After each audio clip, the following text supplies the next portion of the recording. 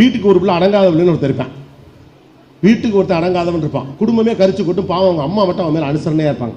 அப்பாவே கூட சில நேரத்தில் உதறி தள்ளிடுவார். அண்ணன் தம்பிகள் அவனோட வீட்டில் இருக்க பெரியவங்களே அவனோட சேராதே அப்படிமா, நல்லது கெட்டதுக்கு அவன் வரவே மாட்டான். இவங்க கூப்பிடவும் மாட்டாங்க. இங்கேயே அது மாதிரியான ஆட்கள்லாம் இருக்கிறதுக்கான வாய்ப்பு இருக்குது. இளம் பிராயத்தில் குடும்பத்துக்கு ஒவ்வாத ஒரு பிள்ளையாக அந்த பிள்ளை இருப்பான். ஏன்னா அவன் எதிர்த்து கேட்பான். அப்பா சொல்கிறது எதிர்த்து கேட்பான். அப்பா தப்பான முடிவு எடுக்கிறப்ப இது தப்புன்னு சொல்லுவான். அப்பாவை எதிர்த்து கேட்குறேன், அம்மா கேட்குறப்ப அம்மா அவர் பைத்தியக்காரத்தனமாக பண்ணாலும் அதுக்கான கேட்டுக்கிட்டு இருக்குன்னு என்னமா அவசியம் இருக்குது, நான் ஏமா கேட்கக்கூடாதும்பா.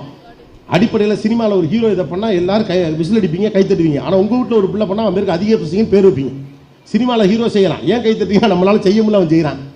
10 பேர் தூக்கி போட்டு மிதிக்கல, எதுக்கு சந்தோஷமா இருக்குது, நம்மளால ஒத்தனை கூட அடிக்க முடியல, அவனாவது 10 பேர் அடிக்கிறானேன்னு கை தட்டுறோம். அப்போது அதே தான் நம்ம வீட்டில் ஒரு பிள்ளை கேட்குறப்ப அவனுக்கு பேர் அடங்காப்படாது என்றோ பொறுப்பற்றர் என்றோ, பாவம் 4 பிள்ளை பெற்ற எல்லாரையும் பெற்ற வயிற்றுலதானா ஒன்னையும் பெற்ற நீ ஏண்டா இப்படி இருக்க அம்மாக்கள் மூக்கு சிந்தி மீன் குழம்பெல்லாம் போடுவாங்க.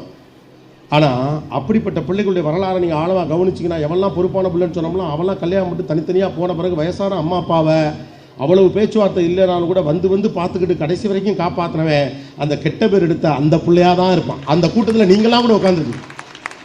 But the whole society was judging him for 25 years. இந்த பையன் உருப்படாதவன் 25 ஆண்டு காலமாக அந்த சமூகம் அவனுடைய குடும்பம் எல்லாம் அவனை ஜட்ஜ் பண்ணிச்சு. கல்யாணத்திலே கூட சில நேரத்திலாம் போய் சொன்னதெல்லாம் உண்டு, எவன் வந்து மாட்டிக்கிட்டா இனிமேல் நீ திருத்த அப்படிமா ஜட்ஜ்மெண்ட். ஆம்பளை பிள்ளை இப்படி தான் இருப்பான் அப்படின்னு ஒரு ஜட்ஜ்மெண்ட். அவன் வீரமாக இருப்பான், எதையும் எதிர்கொண்டு நிற்பான். நல்ல வேளை இப்போ இருக்க ஜென்ரேஷன் பிள்ளைங்க புரிஞ்சுக்கிச்சு. முன்னாலெல்லாம் அப்போல்லாம் பார்த்தீங்கன்னா ஆண்னா வீரமாக தான் இருக்கணும்னு ஒரு 90ஸ்லாம் பெண்கள் எதிர்பார்த்தாங்க.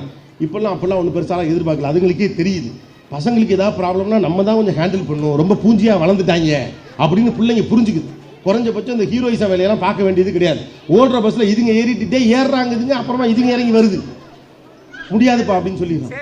அப்போ ஜட்ஜ்மெண்ட், ஆண்னா இப்படி தான் இருக்கணும், அப்பானா இப்படி தான் இருக்கணும், ஆண் அழக்கூடாது, பெண் சிரிக்கக்கூடாது. எவ்வளோ மோசம்!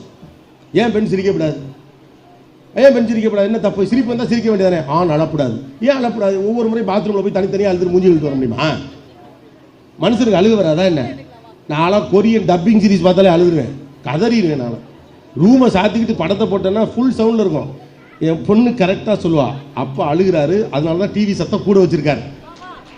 ஓகே, ஏன் அழக்கூடாது? ஆண் அழக்கூடாது, பெண் சிரிக்கக்கூடாது, குழந்தை கேள்வி கேட்கக்கூடாது. என்ன? why this all judgments? Let us go and watch them closely. Everybody is an independent person who has their separate characters and entity. ஒவ்வொருத்தருக்கும் ஒரு அடையாளம் இருக்கு. அந்த சுதந்திரங்களோடு அவர்களை செயல்பட விடாமல் நம்ம தடுப்பதற்கு பேர் அறிவு என்றும் கட்டுப்பாடு என்றும் நினைத்துக் கொள்வோம். அப்போ நம்ம டேர்ம்ஸுக்கு வராதவன் எல்லாருக்கும் அந்த முத்திர குத்தும்.